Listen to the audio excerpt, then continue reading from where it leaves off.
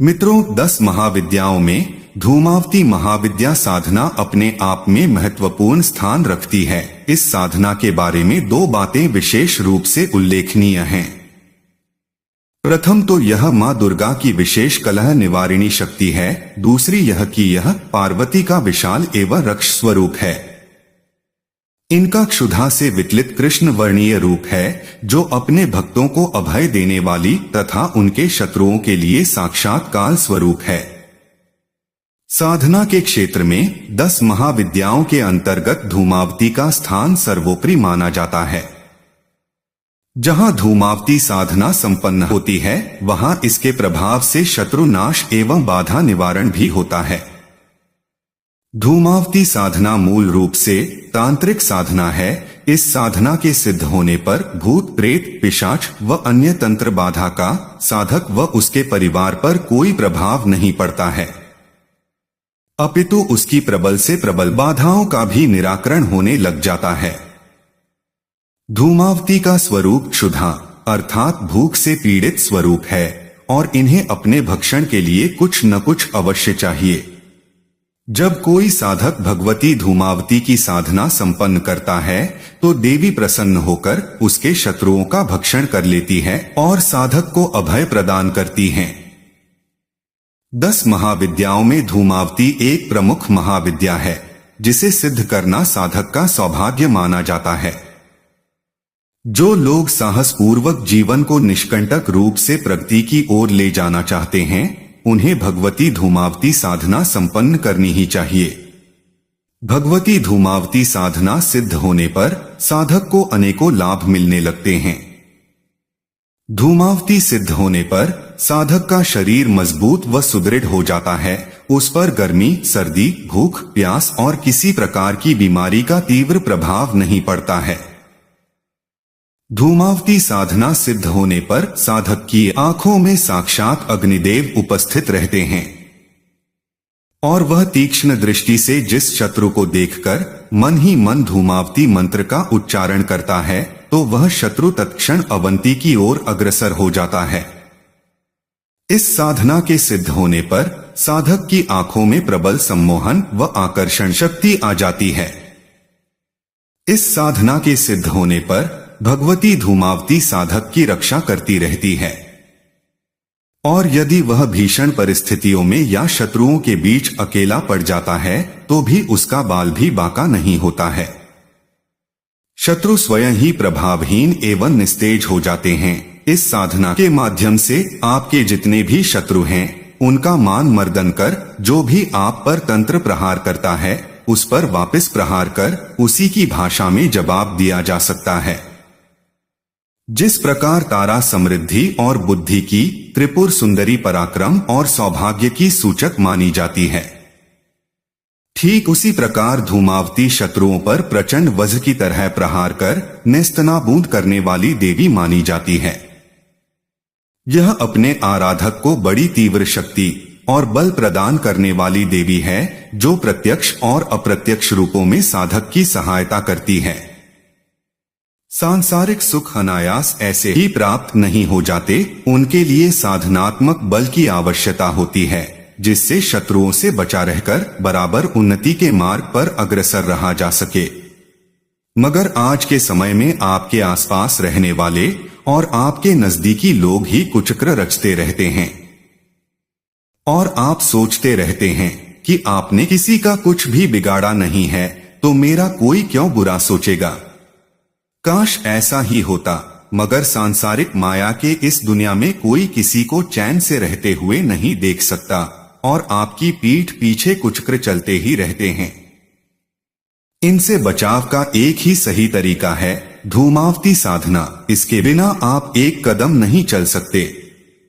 समाज में ऐसे कई उदाहरण देखने को मिलते हैं कि अचानक से किसी परिवार में परेशानियां शुरू हो जाती है और व्यक्ति जब ज्यादा परेशान होता है, तो किसी डॉक्टर को दिखाता है, मगर महीनों इलाज कराने के बावजूद भी बीमारी ठीक नहीं होती। तब कोई दूसरी युक्ति सोचकर किसी अन्य जानकार को दिखाता है और मालूम पड़ता है कि किसी ने कुछ करा दिया था या टोना टोटका जैसा कुछ मामला था। ऐसे में जो पढ़े लिखे व्यक्ति होते हैं उन्हें भी इस पर विश्वास हो जाता है कि वास्तव में इस समाज में रहना कितना मुश्किल काम है। मित्रों, धूमावती दारुण विद्या है। सृष्टि में जितने भी दुख, दारिद्र्य, चिंताएं, बाधाएं हैं, इनके शमन हेतु धूमावती से ज्यादा श्रेष्ठ उपाय कोई और नहीं है। जो व्यक्ति इस महाशक्ति की आराधना उपासना करता है उस पर महादेवी प्रसन्न होकर उसके सारे शत्रुओं का भक्षण तो करती ही है, साथ ही उसके जीवन में धन धान्य की कमी नहीं होने देती, क्योंकि इस साधना से मां भगवती धूमावती लक्ष्मी प्राप्ति में आ रही बाधाओं का भी भक्षण कर लेती है। अतः लक्ष्मी प्राप्ति हेतु भी इस शक्ति की पूजा करते रहना चाहिए। अब चलिए आपको साधना विधान के बारे में बताते हैं। इस साधना को धूमावती जयंती, किसी भी माह की अष्टमी, अमावस्या अथवा रविवार के दिन से आरंभ किया जा सकता है। इस साधना को किसी खाली स्थान पर, श्मशान, जंगल, गुफा या किसी भी एकांत स्थान या कमरे में करनी चाहिए। यह साधना रात्रिकालीन है और इसे रात में 9 बजे के बाद ही संपन्न करना चाहिए। सबसे पहले नहाकर लाल वस्त्र धारण कर, गुरु पीतांबर ओढ़कर, लाल ऊनी आसन पर बैठकर पश्चिम दिशा की ओर मुंह कर साधना करनी चाहिए। साधक अपने सामने चौकी पर लाल वस्त्र बिछा लें। इस साधना में मां भगवती धूमावती का चित्र, धूमावती यंत्र और काली हकीक माला की विशेष उपयोगिता बताई गई है। परंतु यदि सामग्री उपलब्ध ना हो तो किसी ताम्र पात्र में धूम 20 का अंकन काजल से करके उसके ऊपर एक सुपारी स्थापित कर दें और उसे ही मां धूमावती मानकर उसका पूजन करना चाहिए। जाप के लिए रुद्राक्ष माला का उपयोग किया जा सकता है।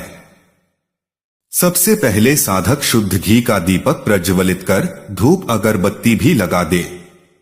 फिर सामान्य गुरु पूजन संपन्न करे और गुरु मंत्र का 4 माला जाप कर ले। फिर सद्गुरुदेव जी से धूमावती साधना संपन्न करने की अनुमति लें और साधना की निर्बाध पूर्णता और सफलता के लिए प्रार्थना करे। इसके बाद साधक संक्षिप्त गणेश पूजन संपन्न करे और वक्रतुंडाय हूं मंत्र की 1 माला जाप करे।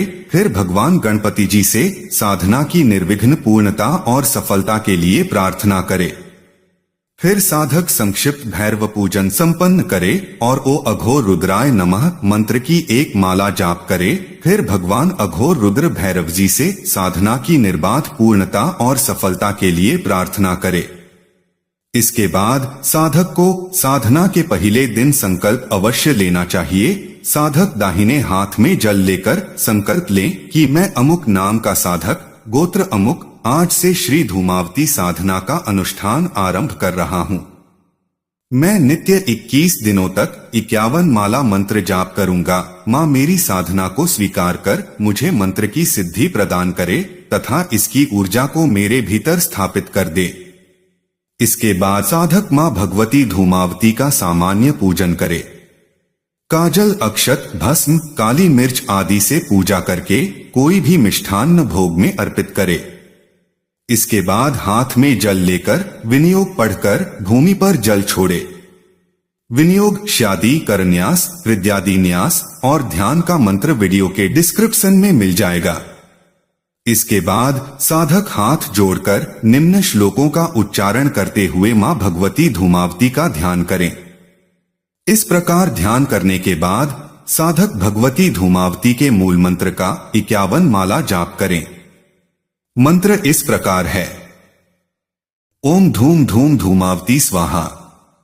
मंत्र जाप के उपरांत साधक दिए जा रहे श्लोक का उच्चारण करने के बाद एक आचमनी जल छोड़कर संपूर्ण जाप भगवती धूमावती को समर्पित कर दें।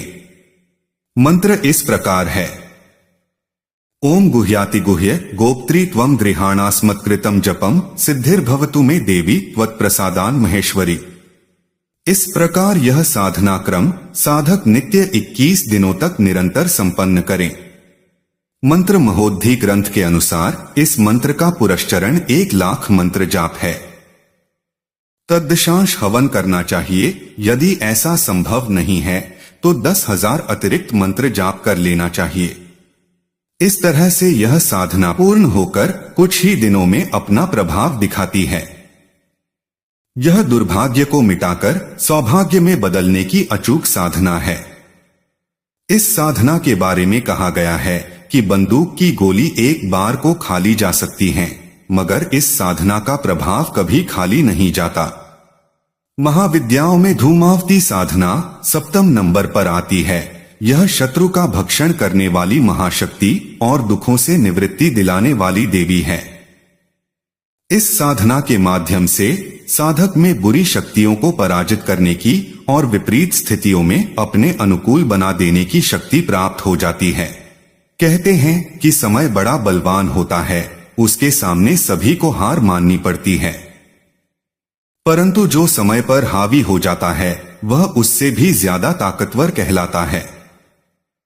परिपूर्ण होना केवल शक्ति साधना के द्वारा ही संभव है। इसके माध्यम से दुर्भाग्य को भी सौभाग्य में परिवर्तित किया जा सकता है। आपकी साधना सफल हो और मां भगवती धूमावती का आपको आशीष प्राप्त हो।